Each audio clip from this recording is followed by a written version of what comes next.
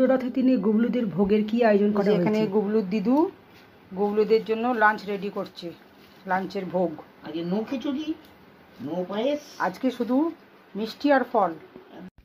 আসলে আমার এক বান্ধবী গুবলুর কাছে কিছু প্রার্থনা করেছিল, আর গুবলু সেই প্রার্থনা পূরণ করেছে। তো তার জন্য সেই বান্ধবী কিছু প্রণামী দিয়ে আমাকে বলেছিল গুবলুর কাছে নিবেদন করার জন্য।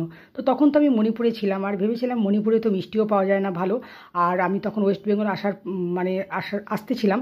তো আমি ভাবলাম যে গুবলুকে একা কেন আমি দেবো, মামার বাড়ি যাই, একসাথে 3 গুবলুকে কিন্তু আমি এই ভোগটা নিবেদন করব। তো চলো, মা গুবলু দিদুর হাতি মনে ওদের ভোগ খাওয়ার ইচ্ছে ছিল, তো মা নিয়ে চলে এসেছি এখন। দেখ আজকে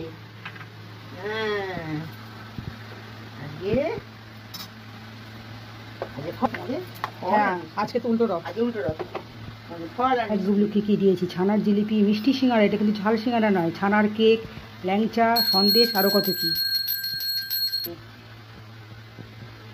সোনা আজকে কত খাবার গো তোমাদের।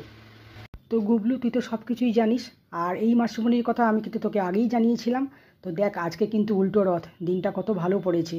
তো আজকে কিন্তু সেই মাসুমনির প্রণামী দিয়ে আমি সব কিছু কিনে তোকে ভোগ নিবেদন করেছি। তো তোমরা এখন সবাই মিলে খুশি খুশি মনে সবাই মিলে খেয়ে নাও।